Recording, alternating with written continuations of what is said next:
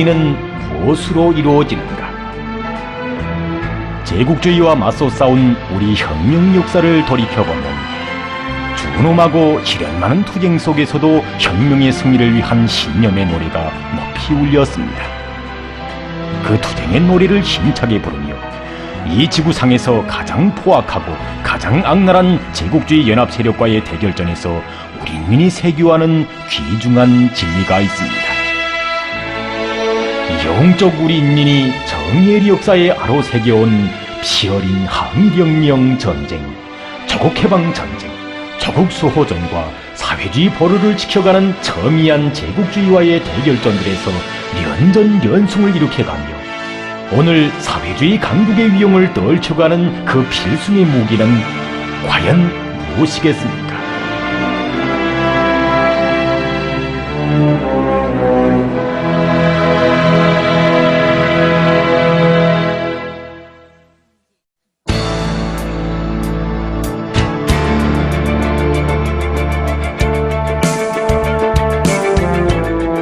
며칠 전 어느 날 경애하는 원수님께서는 일꾼들에게 우리나라에는 천만 군민을 투쟁으로 힘있게 고무추동한 좋은 노래들이 많다고 하시면서 1930년대에 위대한 수령님께서 창작하신 반일전가나 1950년대에 나온 결전의 길로를 비롯해서 우리 혁명이 준엄했던 역사적 시기마다 창작된 수많은 혁명적인 노래들은 다 우리 인민을 전투 위훈회로 힘있게 불러일으켰다고 추억하셨습니다.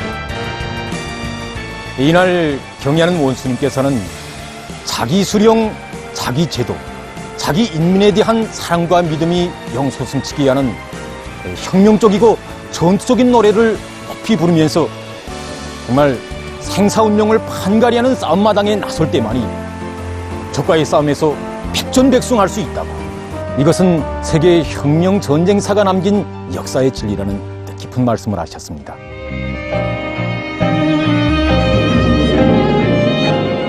(1950년 6월 25일) 새벽 4시 조국해방 전쟁, 그것은 세계 그 어느 전쟁사에서도 찾아볼 수 없는 가장 처절하고 가혹한 전쟁이었습니다.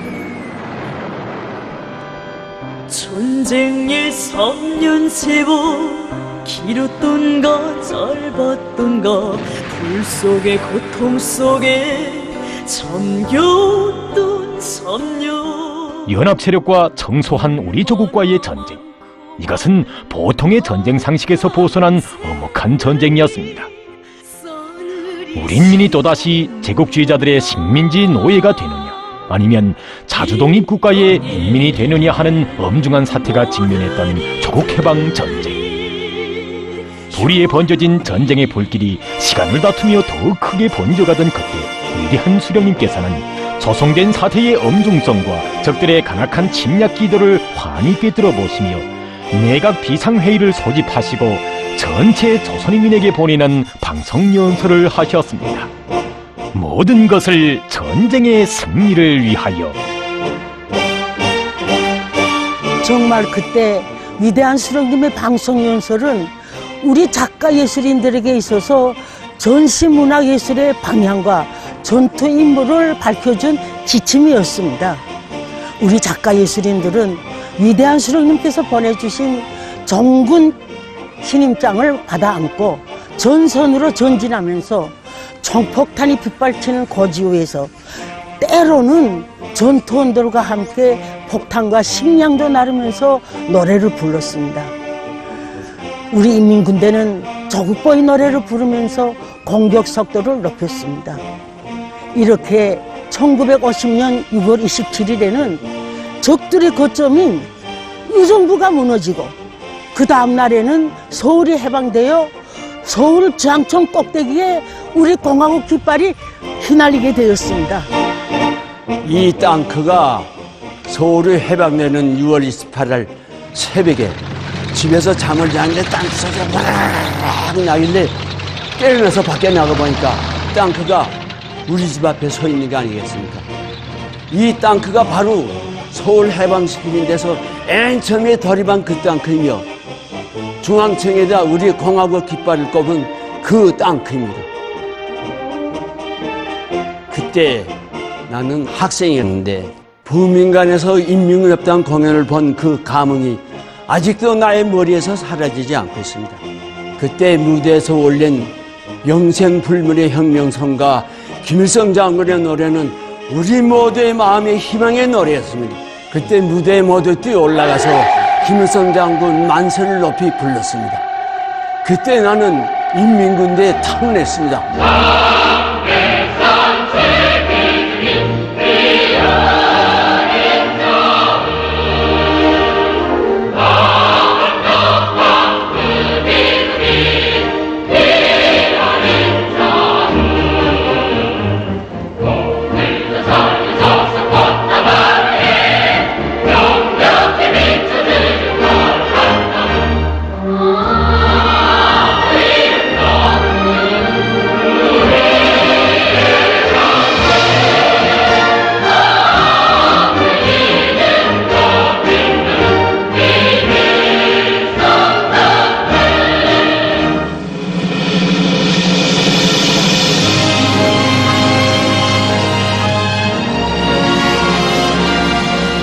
그날 전선 위문 공연을 할 것을 제기하려고 협조단 예술인들은 전선 사령관인 김책동지를 만나려고 갔습니다.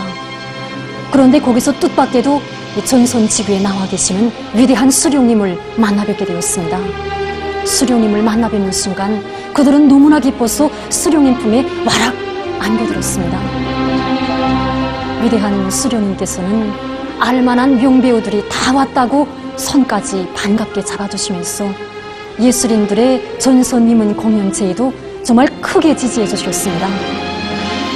위대한 수령님께서는 전선 위문 공연은 우리 인민군 전투원들과 인민들에게 커다란 힘과 고무를 주게 될 것이라고, 전선 사령부에서 어렵지만 잘 도와줘야 한다고, 그래야 이 동무들이 진짜 예술, 싸우는 조선의 예술을 창조할 수 있다고 하시면서 싸우는 전사의 심정으로 공연도 하고 다양한 정치 사업도 하도록 그 방도까지 다 가르쳐 주셨습니다.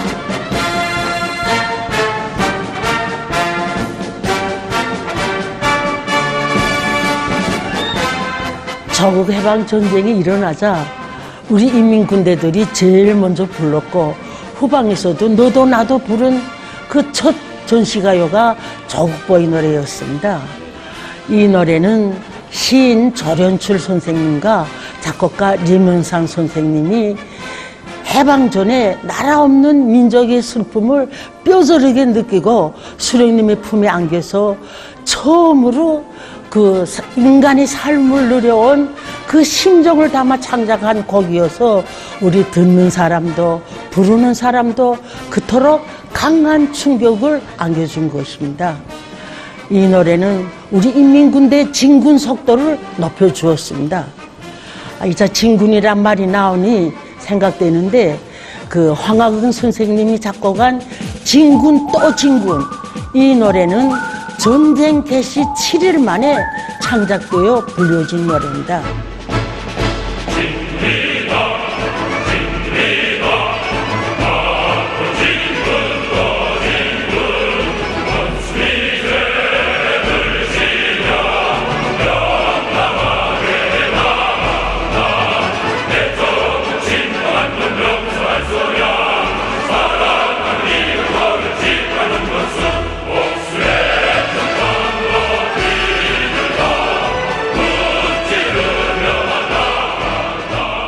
우리 인민군대가 지난 전하의 불길 속을 뚫고 전승의 메아리를 긍지 높이 전원 높이 부르게 한 그 요인이 하나는 바로 이 전시가요가 있었기 때문이었습니다. 나는 전시가요 해안포경의 노래, 이 노래에 대한 얘기를 먼저 하고 싶습니다. 언제인가 위대한 장군님께서 씩씩하고 용감하며 원수를 무찌르는 듯한 감이 난다고 높이 평가하신 이 노래를 나는 지난해 작곡가 박항규 선생 생일 100돌 기념 음악회에서 이 노래를 정신이 번쩍 나게 들었습니다.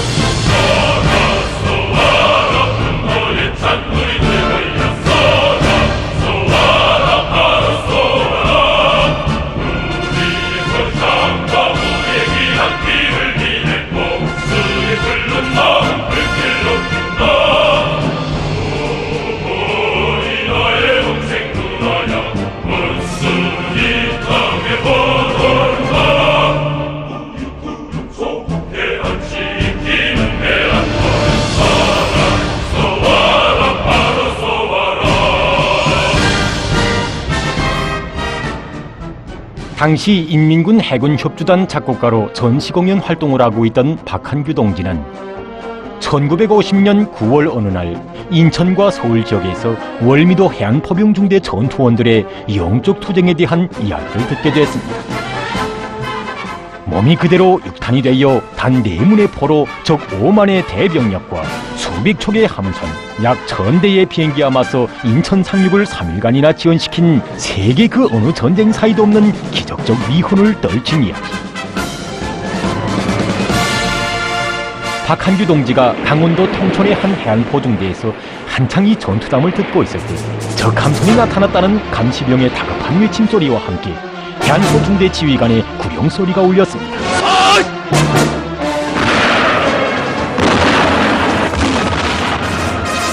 복수의 불벼락을 맞은 적 함선에서 불길이 치솟는 전투 모습을 보며 박한규 동지는 그 자리에서 노래를 창작하기 시작했습니다. 이렇게 노래는 나오자마자 인민군 협주단 남성중창으로 형상되어 전시 순회 공연들에서 대절찬 속에 불리워지곤 했습니다.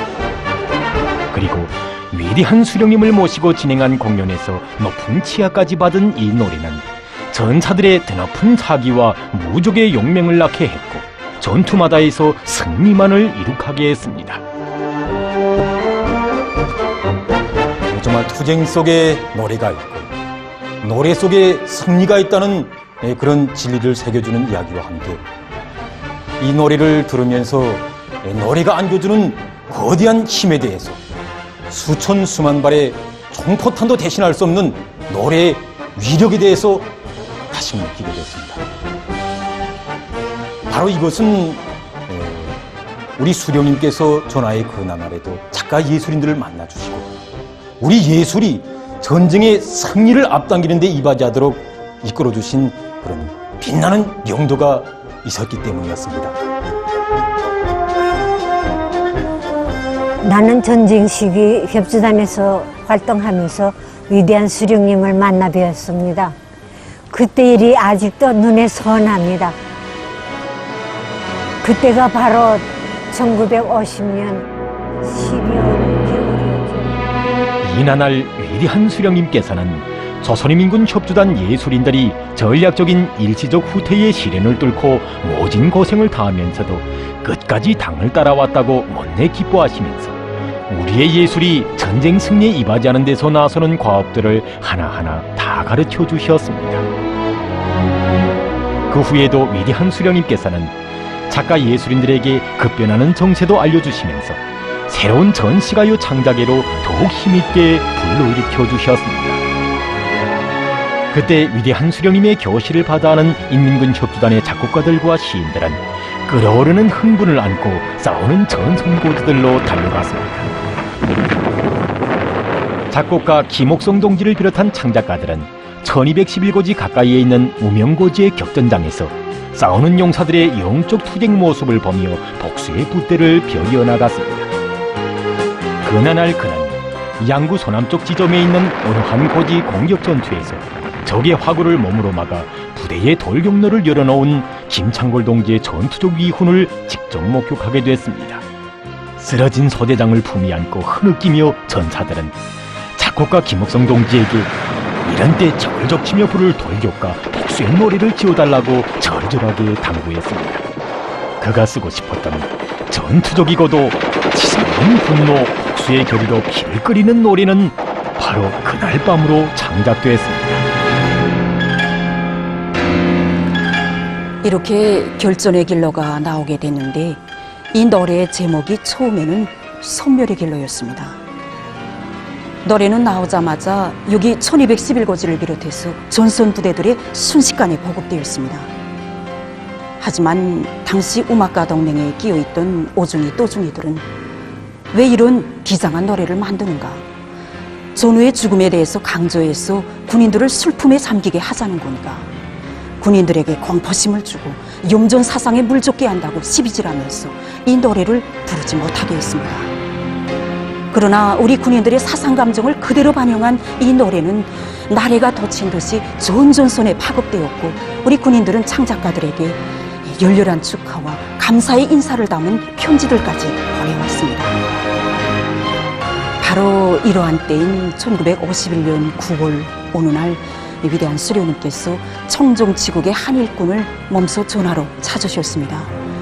위대한 수령님께서는 지금 인민군 협조단 예술인들이 이 전선에 나가서 예술 활동을 힘있게 벌이고 있는데 결전의 길로에 대한 반영이 대단히 좋다고 하시면서 우리 군인들은 이 노래를 부르며 사랑하는 고향과 조국을 위해 쓰러진 전우의 복수를 위해 원수의 화점을 몸으로 막으며 결전의 길로 나간다고. 그런데 영전 사상에 물좋게 한다는 것이 무슨 말인가? 청정지국에서는 나쁜 놈들의 말에 절대로 귀를 기울이지 말고 줏대 있게 예술 활동을 잘 지도해야 한다고 강조하셨습니다. 그리고 1952년 2월 초를 비롯해서 여러 차례 이 노래를 몸소 들어주시고 아무 때 들어도 좋다고 싸움판에서 정말 훌륭한 노래가 나왔다고 거듭치 하시면서 김옥성 작곡가도 몸소 만나주시고 처음에 이 선멸의 길로였던 노래의 제목도 결전의 길로로 고쳐주셨습니다. 이렇게 반당 반혁명 분자들의 책동으로 영영 파묻힐 뻔했던 노래가 우리 수령님 손길에 의해서 구원되게 되었고 군인들을 원수 경멸의 성전으로 불러일으키는 복수의 노래, 돌격의 노래로 힘있게 울려 퍼지게 됐습니다.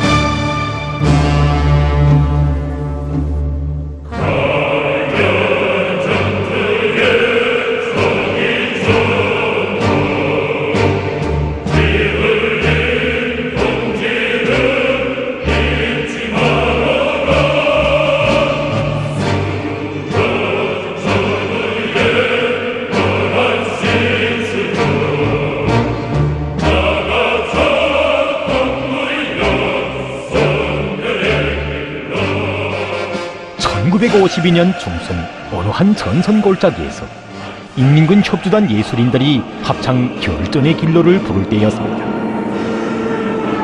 구름 속에서 갑자기 나타난 저 공중비적의 기청선, 이 노래를 부르던 한 예술인이 희생됐습니다. 그러나 협조단의 예술인들은 공연을 중단하지 않고 전우의 시체를 안은 채로 가요 결전의 길로를 더 높이 불렀습니다. 공연이 끝나자 인민군 용사들은 서리빨 총창을 높이 치켜들고 이 노래를 부르며 적진으로 달려나갔습니다.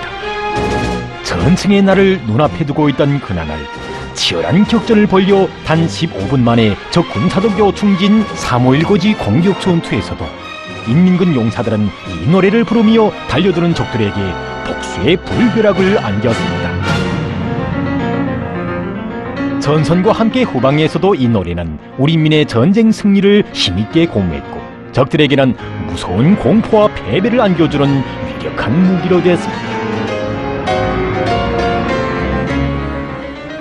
네, 이렇게 전하의 불길 속에서 부르고 부른 이 전시가요를 두고 위대한 장모님께서 우리나라에서밖에 나올 수 없는 노래라고 깊이 평가해 주신 전어 속의 나의 노래.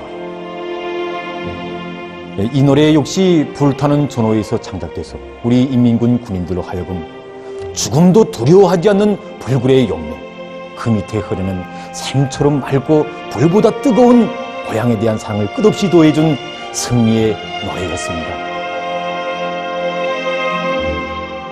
작가 신봉원 동지와 작곡가 김옥성 동지가 불타는 1211고지에 도착한 것은 1951년 6월 말경 한낮이었다고 합니다. 그 시각에도 거지에서는 가열처절한 전투가 한창 벌어지고 있었는데 전투는 하루에도 수차례나 벌어졌습니다. 거지는 그야말로 형체를 알아볼 수 없게 포윤에 뒤덮였습니다. 하지만 적들의 공격을 물리친 전사들은 전우가에서 편지도 쓰고 담배를 피우면서 고향 자랑으로 이야기꽃을 피우고 있었습니다. 그러던 그들이 창작가들에게로 다가와서 부탁했습니다. 어떤 병사는 가슴에 품었던 훈장을 꺼내 보이며 자기 집에 찾아가 소식을 전해달라고 부탁했고, 어떤 병사는 자기는 집에서 외아들이라는 것까지 덧붙여가면서 집 주소를 적어주었으며, 또 어떤 병사는 편지를 꺼내주며 고향에 전해달라고도 부탁했습니다. 그들의 부탁을 하나는 받아는 순간 창작가들은 흥분을 금할 수 없었습니다. 그래서 창작가들은 고향에 보내고 싶어하는 전사들의 마음을 노래에 담아 그들의 부탁을 들어주자고 생각했습니다. 그 흥부를 안고 창작가들은 수류탄 상자를 엎어놓고 붓을 달렸어 이틀 만에 이렇게 노래를 창작할 수 있었습니다. 전하의 용사들이 후방에 보내는 한 묶음의 꽃다발과도 같은 이 노래. 빛나는 땅 가슴팍에 내 집으로 돌아가면 사랑하는 부모 초자 두 팔로써 안긴다. 이 대목에 대한 곡을 짓던 작곡가는 붓을 멈췄다.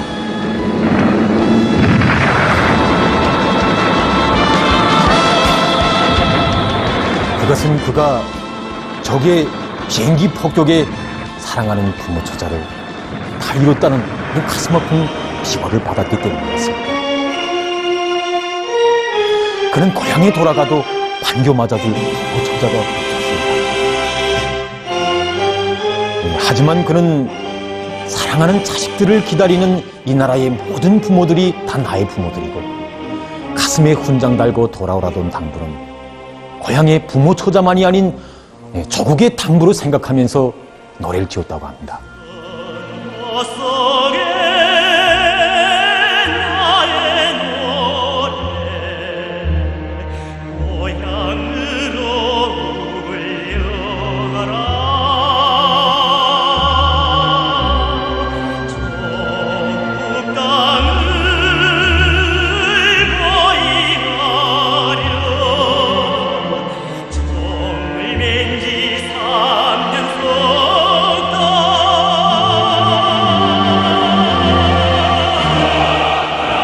싸우는 전선 그 어디서나 울리는 전시가요들을 우리 인민군 용사들은 노래로만 부르지 않았습니다.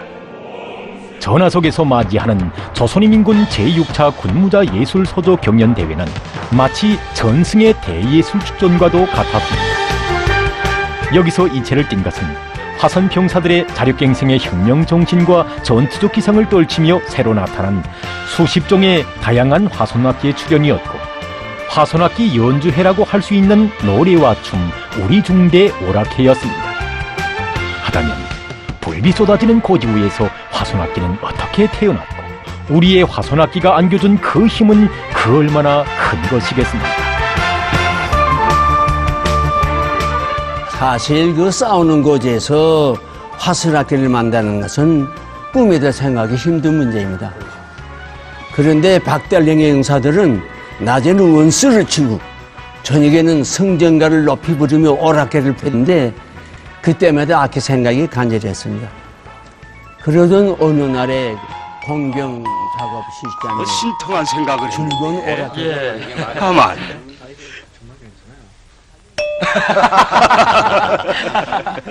어설길 덩굴에 지.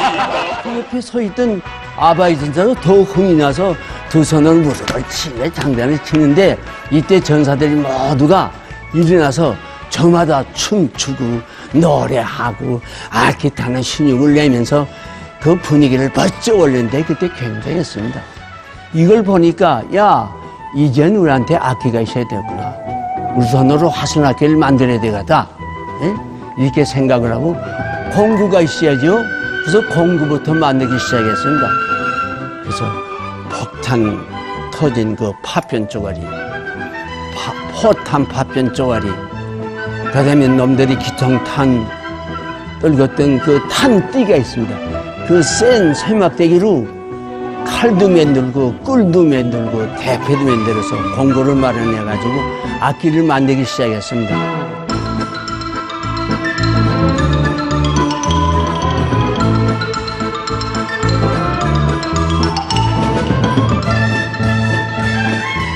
위대한 수료님께서는 전선거지에서 우리 전투원들이 화선악기를 만들고 있다는 보고를 받으시고 대단히 만족해 하셨습니다. 그리고 전선선에 대대적으로 발전시켜 우리 전사들의 낭만이 차넘치게 하라고 하셨습니다. 그래서 우리가 영화에서 다 보시지 않았습니까? 그때 유경수 군부대장 동지는 위대한 수료님의 교시를 받들고 화선악기를 만들기 위한 전투를 힘있게 밀고 나갔는데 심지어 오동나무 작전대와 자기의 찬대 우자까지 배낭꾼으로 병사들에게 지어주면서 화선악기 제작 사업을 또 밀어주었습니다. 화선음악회는 우리 장군님의 구상이요. 자, 그래도 아깝소? 어서 그쪽을 번쩍 두어. 예. 이렇게 돼서 이런 화선악기를 가지고 120여 명이 출연하는 세계 최대의 화선악기 연주에 오리중대 오락회가 펼쳐지게 되었습니다. 이날 위대한 수령님께서는 공연을 보시고 우리 군인들이 싸움만 잘하는 것이 아니라 예술 공연도 잘한다. 군인들이 화선악기들을 만들어 가지고 당과 조국에 대한 열화 같은 충성심과 필승의 신념을 노래하면서 낙천적으로 생활하며 싸웠기 때문에 적들과의 반가리 싸움에서 승리할 수 있었다고 만족해 하셨습니다.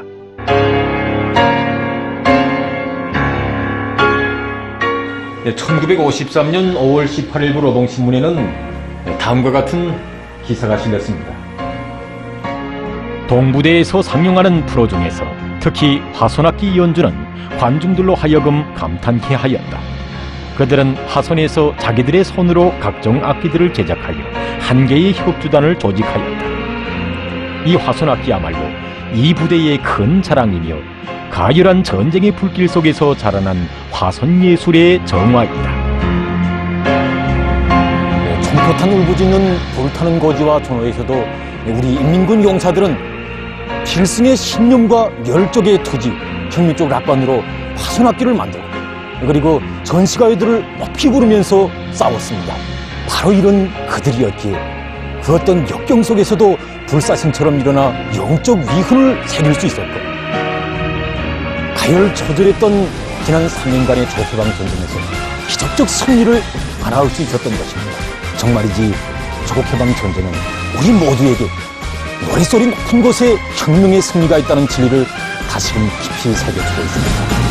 보병이란 그 부름은 순공하게 안고 사는 후손들. 오늘도 전승세대들이 부르던 승리의 노래는 우리 새 세대들의 투쟁의 길에 더 높이 울리고 있습니다. 성스런 경례 조국해방 전쟁 승리 60돌시 하루하루 다가오고 있던 2013년 7월 21일이었습니다. 이날 경의하는 원수님께서는 전승절에 드리는 노래들의 가사와 곡에 이르기까지 세심하게 고쳐주시고 완성시켜 주시어 전승 세대들의 넋을 안고 우리 새 세대들이 불굴의 정신과 열정을 안고 살며 투쟁해 나가도록 해주셨습니다. 지금도 7.27 행진곡을 비롯한 전승의 노래들을 창작 형성하던 그때의 그 나날들을 정말 잊을 수가 없습니다. 그때 경의하는 원수님께서는 일꾼들과 창작가들에게 이번에 공군국가 합창단에서 전승 예술도스를 맞으며 훌륭한 노래들을 창작 형성하였다고, 노래들이 가사도 좋고 선율도 아주 멋있다고, 대단히 훌륭하다고 이렇게 높이 평가해 주셨습니다.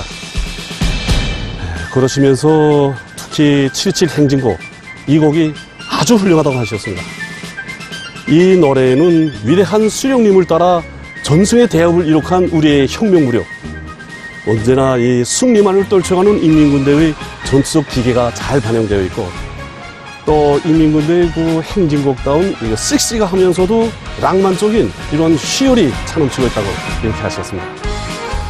그러시면서 경의하는 원수님께서는 이 노래에 조국해방 전쟁 승리 60돌 기념 훈장을 수여하면 우리 후대들이 먼 훗날에 가서도 이 노래가 조국해방 전쟁 승리 60돌을 맞으며 창작된 노래라는 것을 알게 될 것이고, 또 우리 당 역사의 영원한 추억의 행진곡, 승리자들의 이런 행진곡으로 남게 될 것이라고 이렇게 말씀하셨습니다.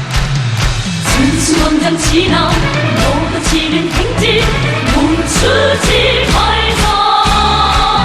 조국혁명 당장 불백식을 향해 곧바로 가자.